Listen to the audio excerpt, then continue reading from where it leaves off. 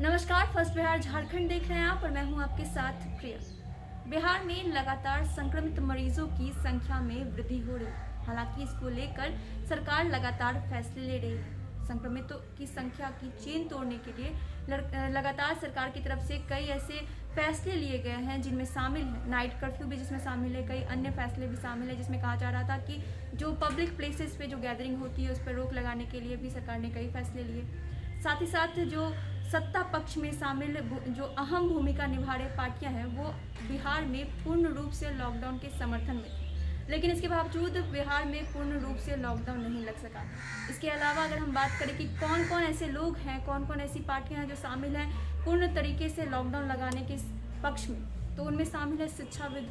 वो भी लगातार मांग कर रहे हैं कि बिहार में कोरोना के जो चेन है वो तोड़ने के लिए अब बिहार में लॉकडाउन लग जाना चाहिए, संपूर्ण लॉकडाउन की वो मांग कर रहे हैं। साथ ही साथ आज व्यापारी लोग भी मांग कर रहे हैं, वो उप मुख्यमंत्री तारकिशोर प्रसाद से बातचीत भी आज करेंगे, जिसमें वो मांग करेंगे कि बिहार में अब पूर्ण तरीके से लॉकडाउन लग जाना चाहिए। इसके अलावा सुप्रीम कोर्ट ने भी यह बात कह दी है कि राज्य सरकार अपने राज्य में अब पूर्ण तरीके से लॉकडाउन लगाए, क्योंकि लगातार संक्रमितों की संख्या में बढ़ोतरी हो रही है।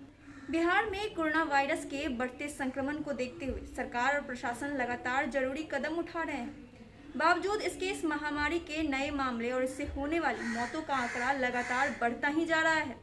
ऐसे में एक बार फिर से सूबे में लॉकडाउन लगाने की मांग जोर पकड़ती जा रही है। शिक्षाविदों ने भी कोरोना संक्रमण की चेन तोड़ने के लिए कम समय के लिए लॉकडाउन लगाने की अपील की है। उनका कहना है कि स्वास्थ्य केंद्रों में जिस तरह के सीमित संसाधन उपलब्ध हैं, ऐसे में इस महामारी को रोकने के लिए लॉकडाउन एकमात्र समाधान नजर आ रहा है। आईएमए की बिहार यूनिट ने भी लॉकडाउन की अपील की है। पटना कॉलेज के पूर्व प्रिंसिपल प्रोफेसर नवल किशोर चौधरी ने कहा कि प्रदेश सरकार को कोरोना पर लगाम के लिए कम से कम एक पखवाड़े के लिए पूर्ण रूप से लॉकडाउन लागू करना चाहिए।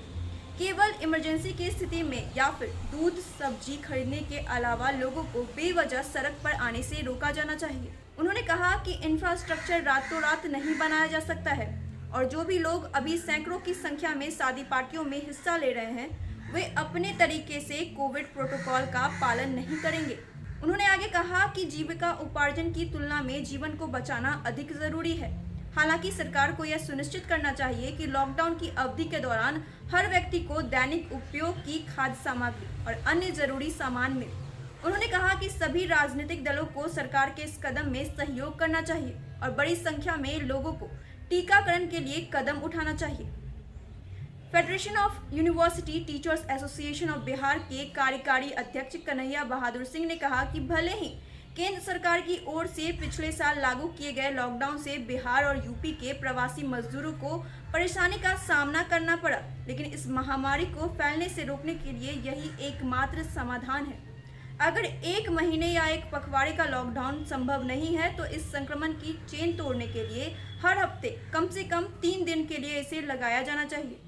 इससे कोरोना की बढ़ती रफ्तार काफी कम हो जाएगी और सरकारी और निजी अस्पतालों के दबाव में भारी कमी आएगी।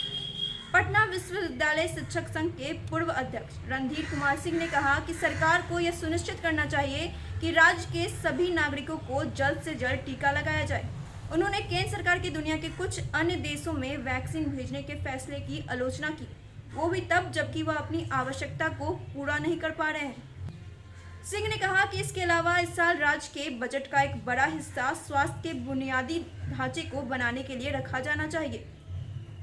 बिहार लोक सेवा आयोग के पूर्व सदस्य शिव जतन ठाकुर ने कहा कि कोविड-19 प्रोटोकॉल का सख्ती से पालन किया जाना चाहिए। प्रोटोकॉल का पालन करके ही कोरोना के मामलों में लगाम लगाई जा सकती है। हर किसी को घर पर रहने और कुछ आवश्यक दवाओं और पल्स ऑक्सीमीटर को रखने की कोशिश करनी चाहिए।